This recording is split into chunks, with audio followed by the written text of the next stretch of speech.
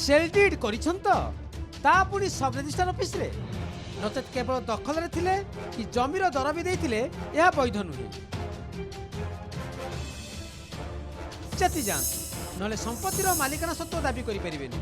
कारण सर्वोच्च अदालत यह स्पष्ट कर दैछंती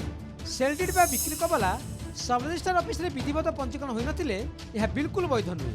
केवल कागज पत्र रे मालिकाना सत्व ट्रांसफर दखल रे थिले कि जमी देय भरिथिले भी यह मालिकाना जाहिर करि परिबनी एमितिरे कौनसी संपत्ति ट्रांसफर होई परिबनी।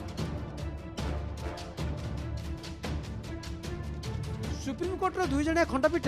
जस्टिस बीवी नागरत्ना और जस्टिस एन के सिंह खंडपीठ एभली राय दैछन्ति ट्रांसफर ऑफ प्रॉपर्टी एक्ट 1882 रो सेक्शन 54 अनुसार केवल पंजीकृत कागजपत्र जरिया संपत्ति ट्रांसफर वैध संपत्तिर बिक्री सेतेबेले आईनगत हेबो जेतेबेले यह विधिवत पंजीकृत होइथिबो जेपर्यंत रेजिस्ट्रेशन होइनी से पर्यंत मालिकाना भी ट्रांसफर होई परिबनी। रेजिस्ट्रेशन एक्ट 2008 रो धारा 17 अनुसार बिना रेजिस्ट्रेशन रे आईन आखिले कौनसी लेनदेन वैध नुहे तेबे सर्वोच्च अदालत खंडपीठ एभली राय केउ परिप्रेक्षी देले सरफेस एक्ट अनुसार जने नीलामधारी कोर्ट रो द्वारस्थ होइथिले संपूर्ण जमीर किछि अंश दखल थिबारु निजर बोली दाबी करथिले सेतिले के संपत्ति को नीलामी रे केही नै परिबेनी बोली आपत्ति करिबारु कोर्ट याकू खारज कर दैछन्ति जेतु संपूर्ण व्यक्ति नारे कौनसी पंजीकृत सेल डीड नाही केवल एक बिक्री एग्रीमेंट और जनरल पावर ऑफ अटर्नी आधार रे निजर बोली दाबी करुछन्ति जहाँकि पंजीकृत होइनी जेतु एग्रीमेंट पंजीकृत होइनी आपत्ति जाहिर करथवा व्यक्ति पाखरे संपत्तिर सत्व दाबी नै कौनसी वैध डॉक्यूमेंट नाही सेथिले कि यार मालिकाना दाबी करि परिबेनी केवल सेल एग्रीमेंट कौनसी प्रॉपर्टीर मालिकाना हक काहाको भी देई परिबनी। संजय शर्मा बनाम कोटक महिंद्रा बैंक मामला रे एभली निष्पत्ति सुनाइथिले सुप्रीम कोर्ट जेउठी संपत्ति लेनदेन और सार्वजनिक नीलामी रे आईन स्पष्टता आनिछन अदालत ए मामला रे मूल मालिक चंपा कुंडियाठू बकेया राशि असुल लगी कोटक महिंद्रा बैंक नुआदिल्लीर राजेन्द्र नगर एक बेसमेंट को नीलामी ने विवाद आरंभ होता अपीलकर्ता संजय 2010 डिसेम्बर 21 नीलामी भाग नहीं सर्वोच्च नीलामधारी होते किंतु यह अणपंजीकृत एग्रीमेंट जरिया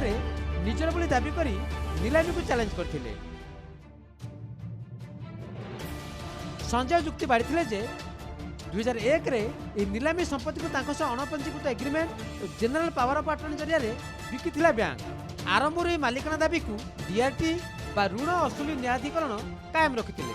किंतु 2014 रे ए राय बदली जाइथिला दिल्ली हाईकोर्ट डीआरटी रो ए निष्पत्ति को खारज कर दैथिले आउ याकू चैलेंज कर अपीलकर्ता संजय सुप्रीम कोर्ट जाइथिले। प्रश्न उठिथिला अचल संपत्ति उपर कौन अणपंजीकृत बुझामणा आधार रे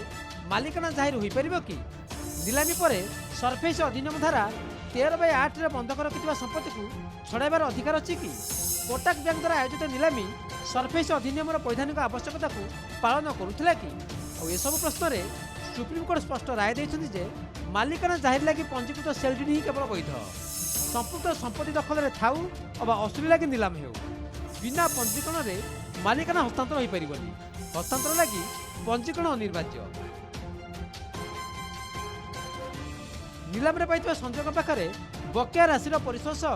संपत्ति को निज नारे ट्रांसफर लगी पर्याप्त समय थिला किंतु से कलेनी सेतले कि बैंक नीलामीर वैधता कायम रखिले अदालत अपीलकर्ता संपत्ति जबत करने को बैंक को निर्देश देछन अदालत